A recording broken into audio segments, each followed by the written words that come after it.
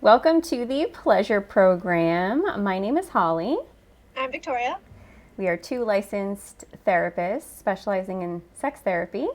We're here to answer your questions, and most of the time we live stream, but we are starting a new series here called the Pleasure Program Quickie, which is a shorter video that we'll be posting answering one of our viewer questions, or maybe some commonly asked questions that we receive. So today's question is from one of our viewers in the comments, related to a sexual kink known as ball busting or CBT, which we discussed in some detail in one of our previous live streams that I will link in the description below for anyone interested wanting to check that out.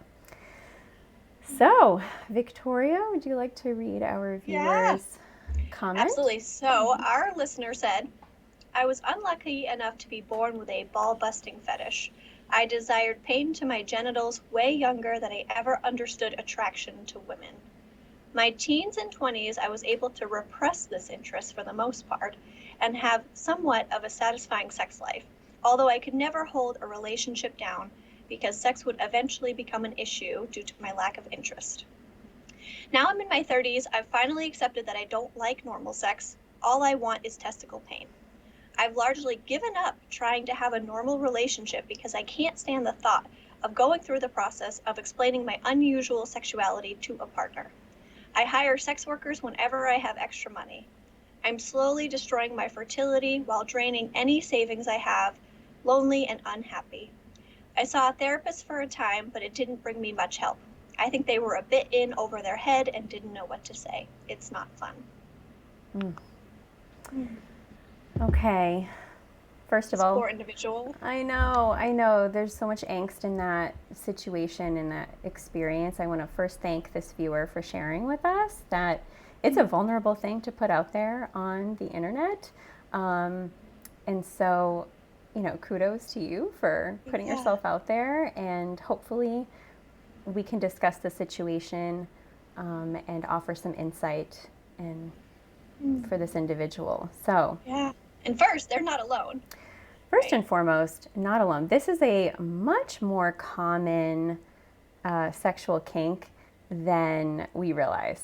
There are lots of people who share in this ball busting preference, interest. We're avoiding a certain word that starts with the letter F, in case anyone's wondering why we might not just be saying it, because we have heard that YouTube will flag this word in our videos and potentially minimize how many people see it. So I think we're using the word kink here, which is appropriate for this this sexual behavior. But do you want to explain kind of what it is, ball busting, just so in case people are not sure what we're talking about? Absolutely. Ball busting is a kink where someone gets enjoyment or gets enjoyment through receiving or giving pain to the testicles or the penis. Mm-hmm. Right. And that could be done through hands, such as pinching or slapping, or it could be done with other objects. Mm-hmm. There are some sex toys that exist specific to this kink.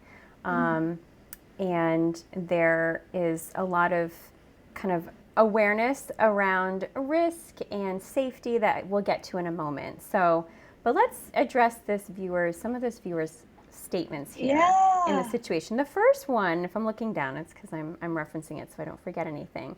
But he says, I was unlucky enough to be born with a ball busting kink. So being born with it, what are your thoughts about that, Victoria?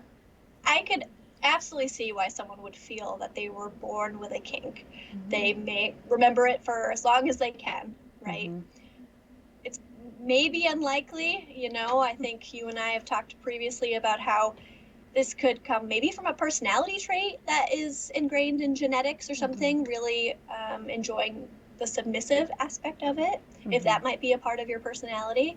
But in terms of it being kink, there's a lot of evidence that might be tied to environment, that might be tied to associations, even if you don't have a particular memory about something be associating with sexual gratification or arousal. Right. Usually there's some sort of progression or development of what we find sexually arousing. It's called like our arousal template. Like, what are the specific things that excite us, turn us on?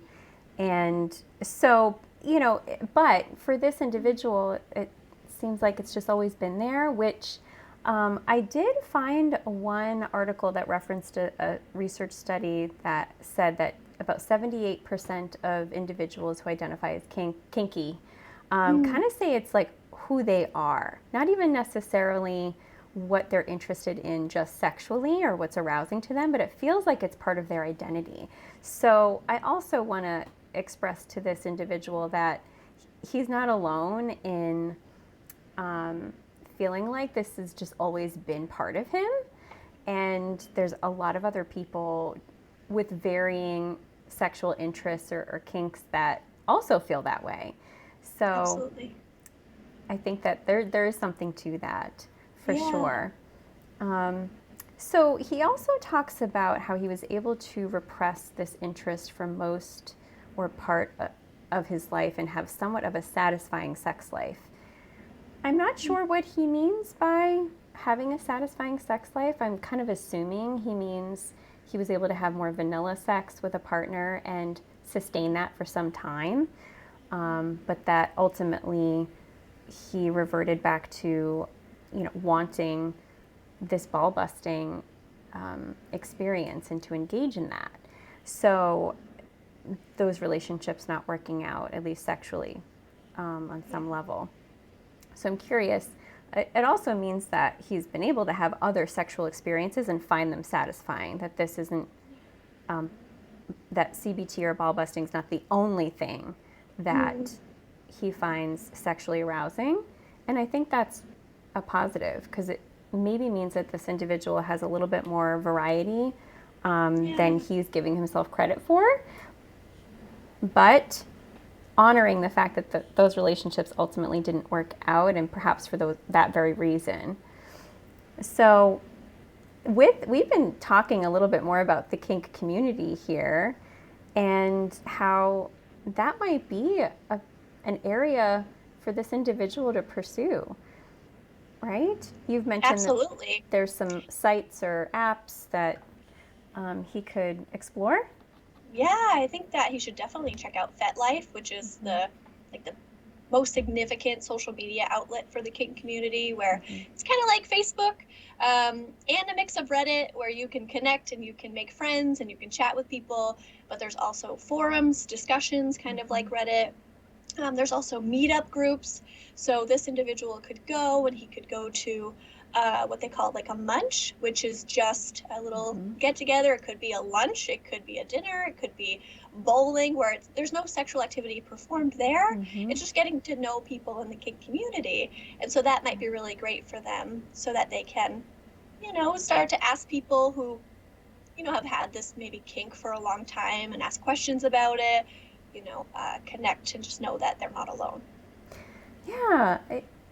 This individual talks about repressing this sexual desire, and that's obviously not working well. I think repressing a part of yourself that you know to be true for you is not healthy. And being able to find your people that you feel you belong with and you fit in with and that get you in a way that maybe other people don't is so powerful and important. And so I wouldn't encourage this individual to continue to repress this, and actually lean into it, embrace it, find other people that also can relate to you and connect with them. This person's resorted to hiring sex workers to experience this kink, and you don't have to do that. You can actually belong to a whole community of people who are willing and consenting to participating in this with you. So I want to encourage this individual to consider doing that. And that might be a big, scary thing to do, especially if he feels a lot of shame and isolation around this. Working with a sex therapist, I think one that is open to kink and understanding of that community could be really helpful in that process, that transition. And I know that it's hard to be vulnerable when you are struggling with something like this, but engaging in the community, the kink community and FetLife, you know, that might be a safer outlet to be comfortable where you are learning about how to engage with this kink, but also in a safe way, right? I think that's one of the things that people might get concerned about with this kink is this safe, right? He had mentioned worried about his fertility. So that is, you know, a topic in relation to this kink. So it's important to learn how to do this kink safely, right? Like we want you to lean into this kink and we want you to be safe about it. Absolutely. This is one of the more riskier, I think, kink behaviors.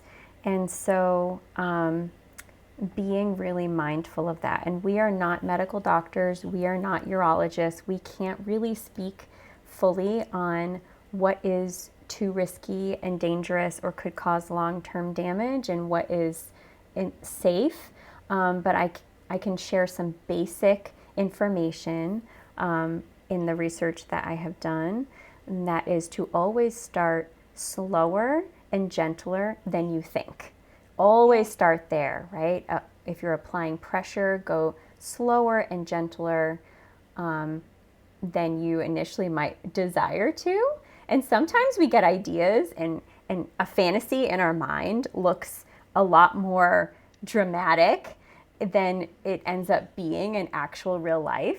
So whatever the fantasy or the kink might be. So, and this is really no different. So, and if we get these ideas from pornography, pornography is just known for being big and dramatic and shocking, and it's a performance, it is a fantasy, it's not necessarily relatable to real life. So keep that in mind and engage in this behavior in a slow way where you can maybe learn where those limits are for you, and talk to a doctor, talk to a urologist. I know that can be such a vulnerable and scary thing to do, but you owe it to your body to treat it with care, even when engaging in some of these behaviors that pose some risk, right? Right. And if you get involved with the kink community, you can ask for recommendations around urologists and doctors that they have worked with that are aware of kink, are aware of CBT, and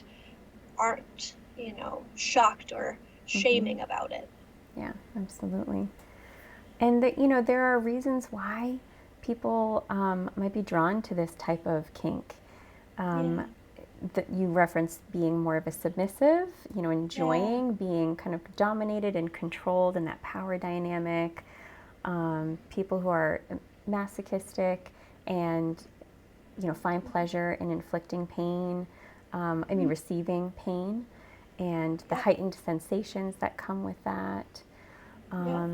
Depending, you might have a really, really strong interest in things like shoes or feet or legs too, and that's one way it's been associated or incorporated as well.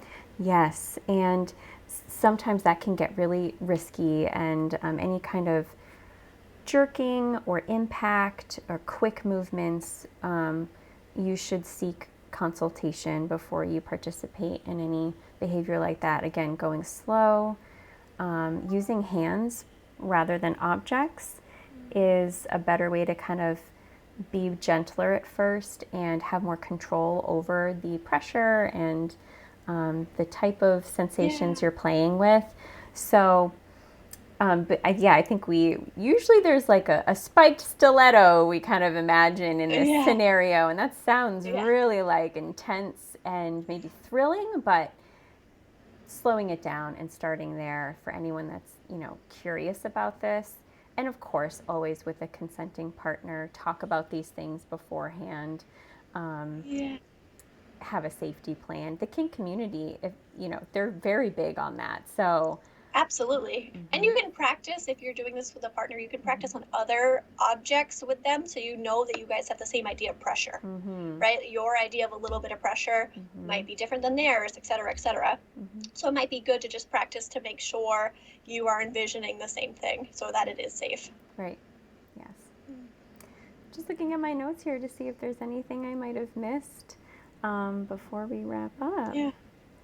And I just want to say it's totally okay if you are submissive, right? If you are masochistic and you are enjoying this, if you don't even align with either one of those, but you're still enjoying this is okay, right? We just want you to be safe about it, right? And we want you to have a community, a social support system.